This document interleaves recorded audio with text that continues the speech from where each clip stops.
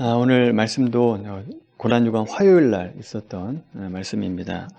화요일 날 이렇게 많은 논쟁이 있었던 것은 이제 고난주간의 마지막 그 한 주간 동안에 예수님께서 종교적으로 또 신학적으로 또 성경적으로 모든 그 종교 지도자들에게 승리했다라고 하는 것을 제자들에게 보여주기 위함입니다. 그것을 보여주면서 부활 이후에 확신을 가지고 제자로서의 삶을 살아갈 수 있도록 확신을 주는 날이기 때문에 이렇게 화요일 날 많은 신학적인 논쟁이 일어나는 것이 우리가 볼 수 있습니다.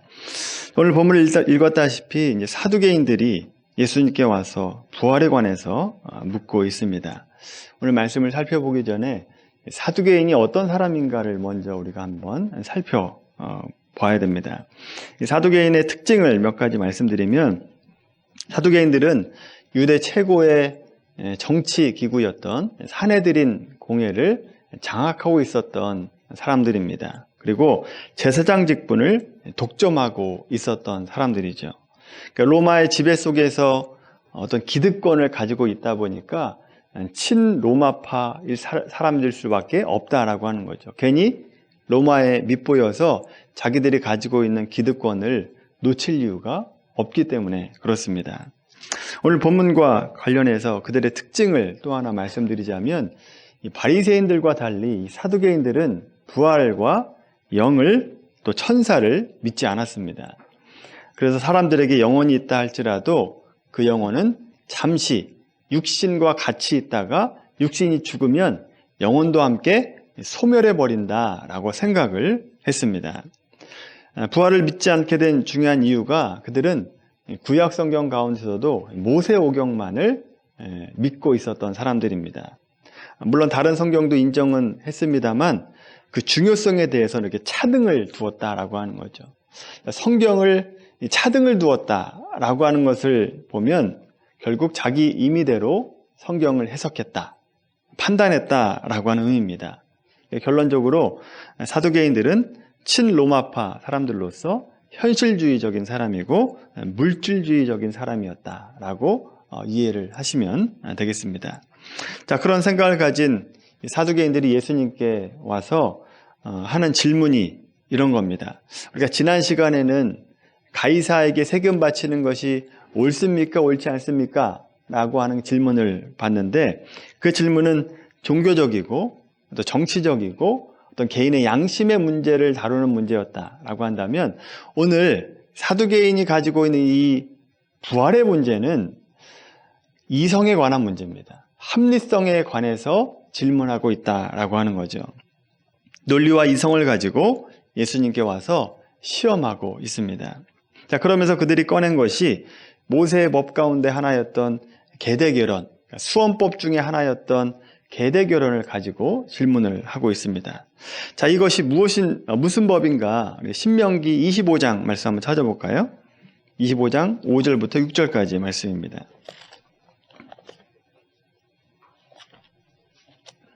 신명기 25장 말씀입니다. 신명기 25장 5절부터 6절까지 말씀입니다.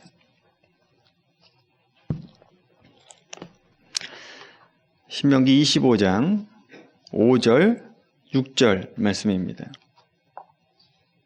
자, 같이 읽겠습니다. 형제들이 함께 사는데 그중 하나가 죽고 아들이 없거든 그 죽은 자의 아내가 나가서 타인에게 시집가지 말 것이요, 그의 남편의 형제가 그에게로 들어가서 그를 맞이하여 아내로 삼아 그의 남편의 형제된 의무를 그에게 다 행할 것이요, 그 이스라엘에 낳은 첫 아들이 그 죽은 형제의 이름을 잊게 하여 그 이름이 이스라엘 중에서 끊어지지 않게 할 것이니라. 아멘.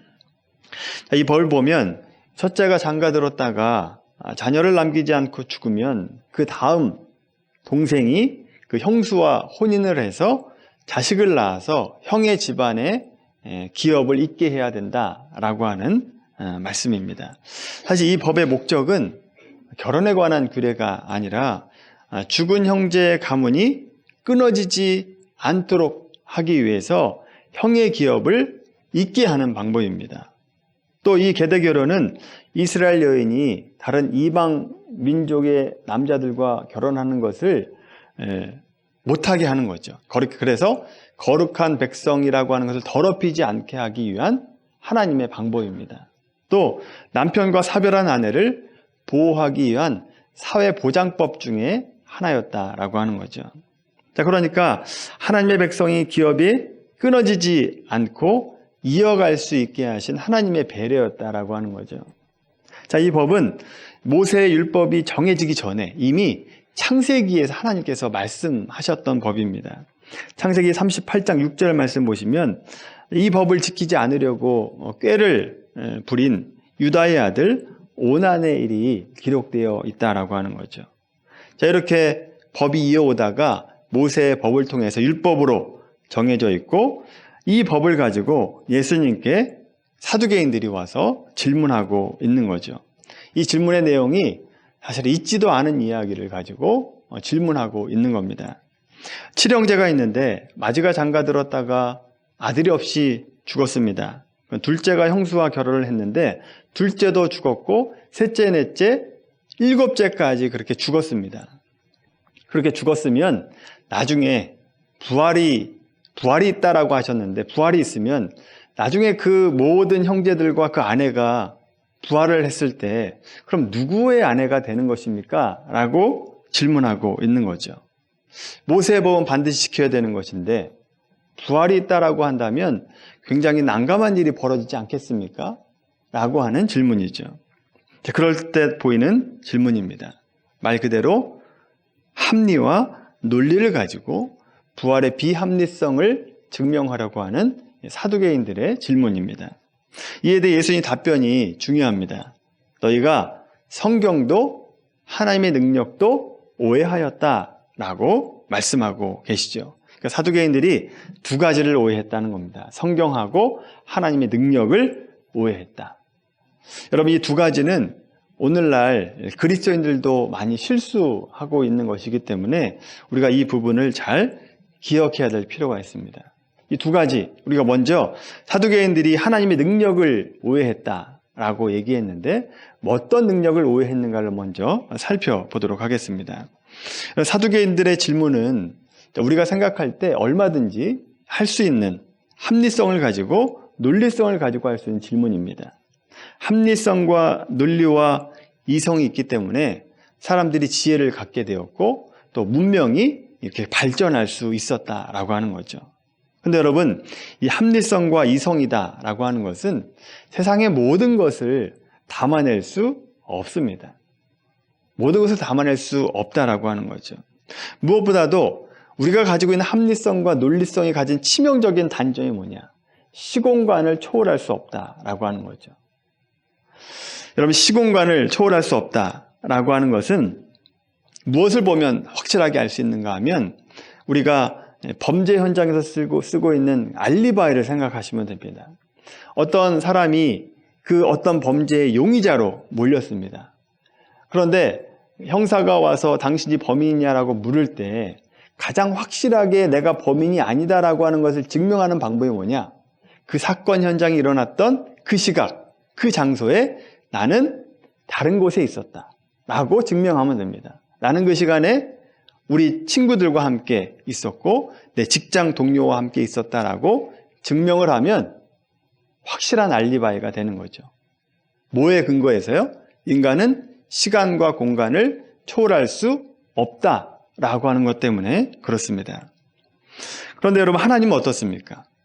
하나님은 하나님의 속성 가운데 대표적인 것이 전지전능이고 또 무소부재입니다. 모든 것을 알고 모든 것을 할 수 있고 없는 곳이 없다라고 하는 겁니다. 동시에 모든 곳에 계신다라고 하는 거죠. 이것은 우리의 합리와 논리를 가지고는 이해가 되지 않습니다. 이론으로 꿰맞출 수도 없고 논리적으로 증명할 수도 없습니다. 결국 우리는 제한된 존재인데 우리의 머리를 초월하신 하나님, 그 하나님을 우리가 이해하려고 하니까 이해가 되지 않는 거죠. 이해할 수 없게 되는 겁니다. 그래서 우리는 성경의 많은 부분을 오해하게 됩니다. 대표적인 예가 하나님의 사랑과 심판에 관한 겁니다. 하나님께서 사랑이 많으셔서 우리를 구원하기 위해서 십자가에서 죽으시도록 예수님을 보내주셨다라고 하셨는데, 또 한편으로는 예수님 믿는 자들은 영원한 형벌에 처해진다, 지옥에 들어가게 된다라고 말씀합니다. 자, 우리가 생각할 때는 심판하신 하나님과 사랑이 많으신 하나님, 이 두 가지가 함께 공유가 되지 않습니다. 어느 한쪽의 편을 들면 다른 한쪽은 반드시 빈자리가 생기게 마련이다라고 하는 거죠. 자, 이 외에도 우리의 이성과 합리를 가지고 보면 성경이 모순처럼 보이는 것이 많습니다. 하나님이 선하신 분이다라고 했는데 왜 믿는 자들에게 이런 어려움과 고통을 주시는가? 라고 하는 것도 의문이고, 또 신학에서 대표적인 이해가 안 되는 것이 예정설이 맞냐, 자유의지가 맞냐 라고 하는 것들, 우리의 머리로는 이해가 잘 되지 않는 부분이죠. 근데 여러분, 이런 모순은 예수님 믿고 나면 대부분 이해가 됩니다. 혹 이해가 안 된다 할지라도 예수님 믿고 난 다음에는 그 문제가 사실은 별로 중요하지 않은 문제였구나 라고 하는 것을 깨닫게 되죠. 더 이상 나의 의문으로 남지 않게 됩니다. 그래서 중요한 것은 우리가 성경의 모순을 이해하기 위해서 어떤 생각을 가져야 되는가? 하나님은 전지전능하시고 무소부재하신 분이다. 이에 반해서 나는 유한하고 부족한 존재이구나 라고 하는 것을 인정하셔야 됩니다. 이것을 인정하면 성경의 모순이 이해가 되기 시작합니다. 이해할 수 있게 된다라고 하는 거죠. 그래서 오늘 본문에 나오는 것처럼 부활한다면 이 여자가 누구의 아내가 됩니까? 라고 하는 질문을 우리가 할 수는 있습니다만 우리로서는 답을 알 수 없죠. 그리고 사실은 별로 중요하지 않은 문제다라고 하는 겁니다. 본질적이지 않은 문제를 가지고 사두개인들이 와서 예수님께 질문하고 있다라고 하는 거죠. 인간의 합리성과 논리성을 가지고는 모든 것을 다 이해할 수 없습니다. 여러분, 이것을 인정하셔야 됩니다. 따라서 오늘 사두개인들이 가져오고 나온 이 문제를 통해서 우리가 기억해야 될 중요한 것 하나, 그것은 우리가 하나님과 하나님의 일을 다 이해할 수 없다라고 하는 것입니다. 이것을 인정하셔야 됩니다. 이것을 인정을 빨리 하면 빨리 할수록 우리의 믿음에 도움이 됩니다. 믿음의 성장에 도움이 된다라고 하는 거죠. 다만 우리가 하나님과 하나님의 일하심을 다 이해할 수 없다 할지라도 모든 것을 다 이해할 수 없는 것은 아닙니다. 하나님께서 우리가 구원받을 수 있도록 하나님이 스스로 어떤 하나님인가를 보여주신 그것이 바로 성경이다라고 하는 거죠. 그래서 우리가 성경을 특별 계시다라고 말씀하고 있습니다. 우리가 충분히 이해할 수 있고 충분히 구원받을 수 있도록 하나님 스스로를 계시해 주셨다라고 하는 거죠. 그런데 사두개인들은 이 성경조차 오해를 했습니다. 그래서 두 번째, 사두개인들이 오해한 것이 바로 성경, 하나님의 말씀을 오해했다라고 예수님께서 말씀하고 있죠. 특별히 부활에 관해서만큼은 성경에서 분명히 말씀하고 있다라고 하는 것을 예수님께서 증명해 보이고 있습니다. 자, 오늘 본문의 말씀 한번 보세요. 마태복음 22장 31절, 33절 말씀. 자, 오늘 본문으로 돌아와 보시면 마태복음 22장 31절, 33절까지 말씀 같이 한번 읽겠습니다. 시작. 죽은 자의 부활을 논할진대 하나님이 너희에게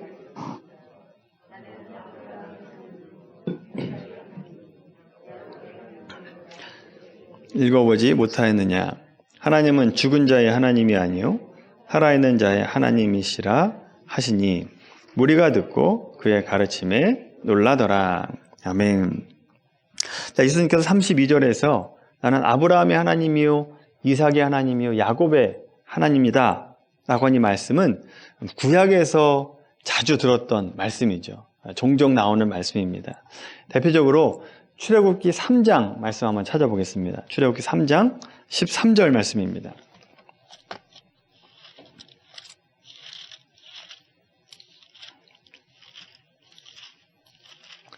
출애굽기 3장입니다. 출애굽기 3장 13절부터 15절까지입니다. 출애굽기 3장 13절부터 15절까지 말씀 같이 읽겠습니다. 시작. 모세가 하나님께 아뢰되 내가 이스라엘 자손에게 가서 이르기를 너희의 조상의 하나님이 나를 너희에게 보내셨다 하면 그들이 내게 묻기를 그 이름이 무엇이냐 하리니 내가 무엇이라고 그들에게 말하리이까. 하나님이 모세에게 이르시되 나는 스스로 있는 자이니라. 또 이르시되 너는 이스라엘 자손에게 이같이 이르기를 스스로 있는 자가 나를 너희에게 보내셨다 하라. 하나님이 또 모세에게 이르시되 너는 이스라엘 자손에게 이같이 이르기를 너희 조상의 하나님 여호와 곧 아브라함의 하나님, 이삭의 하나님, 야곱의 하나님께서 나를 너희에게 보내셨다 하라. 이는 나의 영원한 이름이요 대대로 기억할 나의 칭호니라. 아멘. 하나님께서 모세에게 나타나셔서 너는 가서 애굽에서 어려움을 겪고 있는 너의 동족 이스라엘 백성들을 해방시켜라 라고 명령을 받고 있는 장면입니다. 그때 모세가 하나님께 하나님의 이름을 묻고 있습니다. 이건 단순한 질문이 아니라 모세의 불만 섞인 질문입니다. 아시다시피 모세가 40세까지 이집트의 왕자로 살았습니다. 그러다가 그 어간쯤에 자기의 민족이 애굽의 민족이 아니라 이스라엘 민족이다라고 하는 것을 깨닫고 이집트 사람과 자기 민족의 사람이 싸울 때 이스라엘 민족의 편을 들었다가 그것이 발각이 되어서 미디안 광야로 도망을 가게 되죠. 그리고 거기서 40년을 살고 있었습니다. 지금 80세가 됐습니다. 그때 하나님께서 모세에게 나타나시는 겁니다. 그러니까 하나님께 묻고 있는 거죠. 하나님의 이름을 묻고 있는 것은 하나님께서 도대체 어떤 분입니까? 왜 내가 40년 전에 하나님께 열정을 가지고 하나님의 일을 하려고 할 때는 가만히 계시다가 왜 이제 80세가 되어서 늙었는데 지금 왜 나를 부르십니까? 뭐 하라는 겁니까? 라고 하는 불만 섞인 얘기입니다. 이 모세의 질문에 하나님께서 어떤 하나님인지를 말씀해 주고 있습니다. 성경에서 이름은 속성과 내용을 말씀하고 있는 거거든요. 하나님께서 모세에게 가서 이렇게 말하는 겁니다. 나를 보내신 이는 스스로 있는 자이고 너희 조상의 하나님 곧 아브라함과 이삭과 야곱의 하나님이다 라고 얘기하라는 겁니다. 자, 이 말씀을 예수님께서 인용하고 계신 거죠. 자, 이 말씀에서 중요한 내용이 포함되어 있습니다. 자, 이 말은 우리말로는 시제가 분명하게 나와 있지 않습니다만 히브리 어법상, 문법상으로 시제가 분명하게 표현되어 있습니다. 이거를 이렇게 말하고 있는 겁니다. 나는 지금 아브라함의 하나님이고 나는 지금 이삭의 하나님이고 나는 지금 야곱의 하나님이다 라고 표현하고 있는 겁니다. 지금이 중요합니다. 이제 죽어서 없는 옛 조상 아브라함과 이삭과 야곱이 아니라 지금 현재 나와 살고 있는 아브라함과 이삭과 야곱의 하나님이다 라고 얘기하는 거죠. 이것을 말씀하면서 모세에게는 뭘 얘기하고 있는 거냐? 내가 살아있는 하나님, 그리고 아브라함과 이삭과 야곱이 지금 살아있는 것, 그것이 곧 내가 말한 것을 반드시 지키시는 하나님이다 라고 하는 것을 증명하고 있다 라고 하는 것을 모세에게 말하고 있는 거죠. 그러니 약속을 지키시는 하나님께서 내가 너를 보내니까 너는 그들에게 가서 나의 이름을 이렇게 얘기하라 라고 말씀하고 있는 겁니다. 자, 오늘 말씀과 연관해서는 지금 아브라함과 이삭과 야곱은 부활해서 천상에 있다라고 한 뜻이죠. 죽어있는 아브라함과 이삭과 야곱이 아니라 지금 살아서 함께하고 있는, 하나님과 함께하고 있는 사람들이다. 죽음으로 운명이 끝나는 것이 아니라 사람들은 부활하는 존재라고 하는 것을 알려주고 계시는 거죠. 자, 그러니까 사두개인이 믿고 있는 모세오경 중에 하나의 말씀을 가지고 사두개인들에게 부활은 이미 성경에 증명되어 있는 것이다 라고 하는 것을 보여주고 있는 거죠. 이 말씀 외에도 우리에게는 더 분명한 증거가 있죠. 2000년 전에 예수님께서 이 땅에 오셨고 3일 만에 죽음에서 부활하셨고 승천하셨다라고 하는 것을 역사적인 사건으로 가지고 있습니다. 그래서 사도 바울은 고린도전서 15장에 보면 부활이라고 하는 것이 그리스도인들의 신앙에 있어서 가장 중요한 근거다라고 하는 것을 말씀하고 있죠. 자, 이처럼 부활이 있음을 성경에서 이미 말씀하고 있는데 사두개인들은 어떻습니까? 자기들의 생각과 이성과 합리성으로 부활이 없다라고 얘기하고 있고 그것을 가지고 예수님께 질문하고 있는 것을 보게 되죠. 근데 여러분, 오늘날에도 이 사두개인과 같은 사람들이 있다라고 하는 것 아십니까? 오늘날에도 사두개인들과 같은 사람들이 있습니다. 예수님 믿지 않는 사람들은 뭐 말할 것도 없고 예수님 믿는 사람들 가운데도 신학계에도 있고요. 신앙인들 가운데도 있습니다. 신학자들은 논리와 합리성을 가지고 성경 자체를 비판하고 공격하고 파괴합니다. 사두개인들과 같은 신학자들이 있다라고 하는 거죠. 그들이 하는 대표적인 일이 뭐냐? 성경에서 신화적인 일을 다 제거합니다. 이것을 비신화화 작업이다라고 얘기합니다. 자유주의 신학자들은 성경에 나오는 이 초자연적인 현상들을 다 인간이 만들어낸 얘기다라고 얘기하는 거죠. 그래서 진짜로 역사 속에서 발생한 사건이 아니라 이런 기적들은 사람들이 만들어낸 이야기다. 그러니까 우리가 사람들의 만들어낸 이야기를 다 빼버리자라고 하는 것이 성경의 비신화화 작업이다라고 얘기합니다. 신앙인들 사이에서도 성경을 있는 그대로 보는 것이 아니라 자기 이해와 생각의 범주 안에 거기다 놓고 성경을 이해하는 사람들이 있습니다. 성경에 나오는 기적들을 믿지 못하는 거죠.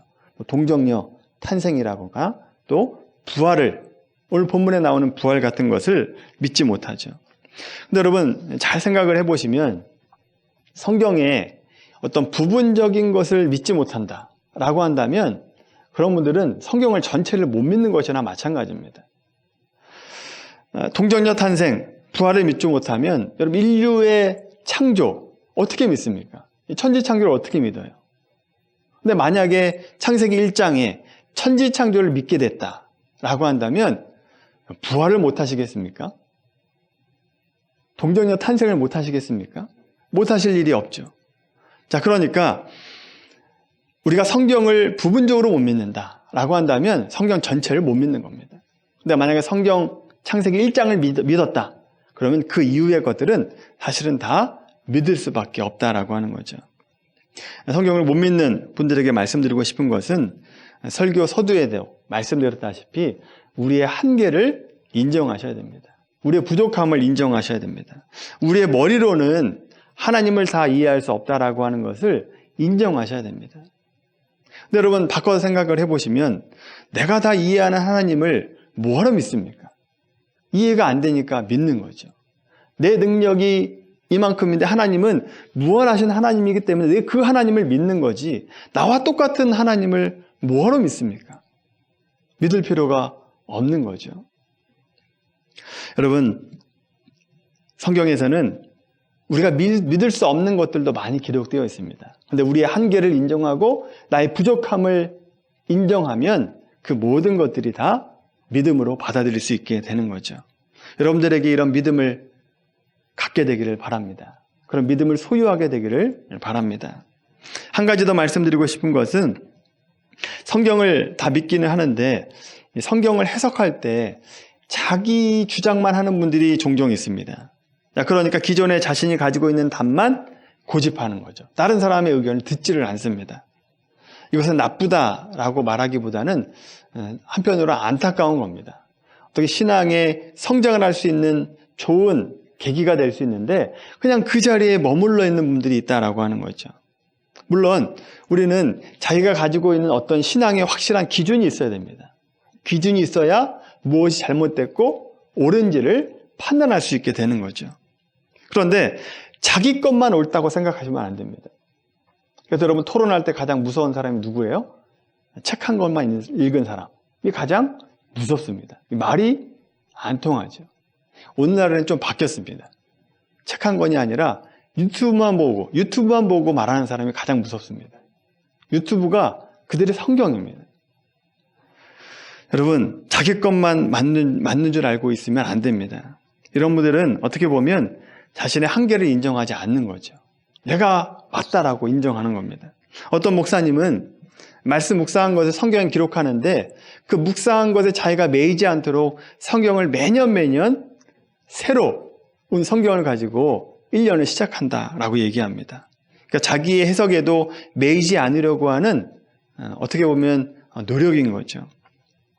마찬가지로 우리도 다른 사람이 말할 때 나와 다르다는 이유로 배척할 것이 아니라 그들의 해석을 그냥 받아들이면서 이렇게 해석할 수도 있구나 라고 폭넓은 적용점과 은혜를 우리가 만들 수 있게 되는 거죠.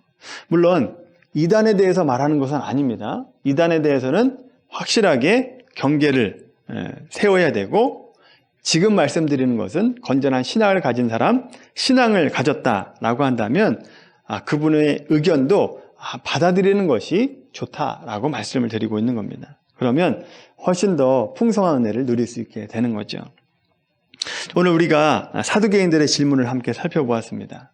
여러분, 제가 원하는 것은 우리가 성경을 대할 때 사두개인들과 같이 어떤 합리성과 이성을 가지고 논리를 가지고만 성경을 보지 않게 되기를 바랍니다. 하나님 앞에서 우리 한계를 인정하시고 나의 부족함을 인정하시고 하나님 말씀 그 있는 그대로 받아들일 수 있는 믿음, 이런 믿음을 소유하게 되길 바랍니다. 여러분, 합리성이라고 하는 말은 이렇게 끝과 끝이 만난다라고 하는 뜻입니다. 끝과 끝이 만날 때 합리다라고 얘기하죠. 근데 여러분, 끝과 끝이 만나면 닫힌 세계에 살고 있는 겁니다. 근데 여러분, 그리스도인들은 닫힌 세계에 살고 있는 사람들이 아니라 열린 세계에서 살아가고 있는 사람들이죠. 성경을 볼 때 닫힌 사고로 보면 성경을 이해할 수가 없습니다. 열린 사고로 봐야 성경을 받아들이고 이해할 수 있게 되는 거죠. 열린 사고를 가지고 봐야만 성경에 나오는 그 말씀들을 스펀지처럼 빨아들이고 내 은혜로 받아들이고 결단하며 살아갈 수 있게 되는 것입니다. 우리 모두가 이런 영적인 진보를 누리게 되길 바랍니다. 열린 체계를 가지고 살아가는 저 여러분들이 되기를 주님의 이름으로 간절히 축원합니다.